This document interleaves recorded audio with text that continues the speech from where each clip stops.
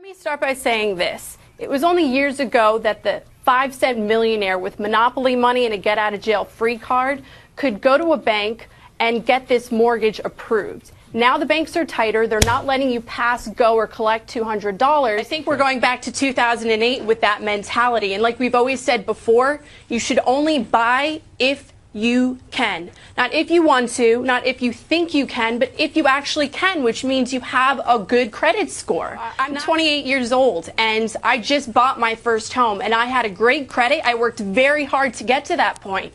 I think if you don't have a good credit right now, I think, just because all of the signs point to buy doesn't mean that everyone should be buying. It's okay to rent right now. I'm in South Florida. Of course I'm happy right now, but I want to stay happy. I want to stay in that happiest position. And if we go back to just giving everyone a mortgage right now, everything's going to go back to, when we had the crisis and when we had the crash.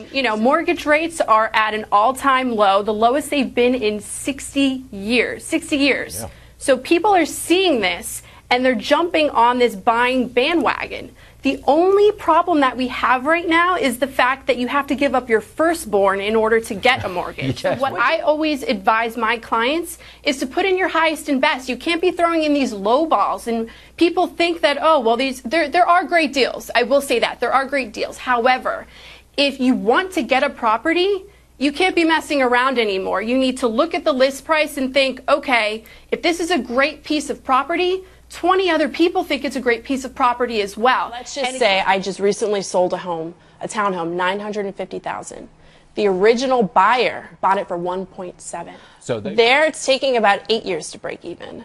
So it might make more sense to rent at that point unless you're ready to tie yourself up for 8 years. It's kind of like a marriage, for better or for worse. 8 years is a long-term commitment. Kind of like a marriage. This is very interesting. Now, you mean to tell me I can't find a condo in South Florida for $150,000, $200,000? They're just not there, not available? You can, but you need to pull the trigger fast. Again, if you find your true love, you pull the trigger because there's plenty of other people who are ready to go and they're paying cash. Samantha DeBianchi, welcome to New York.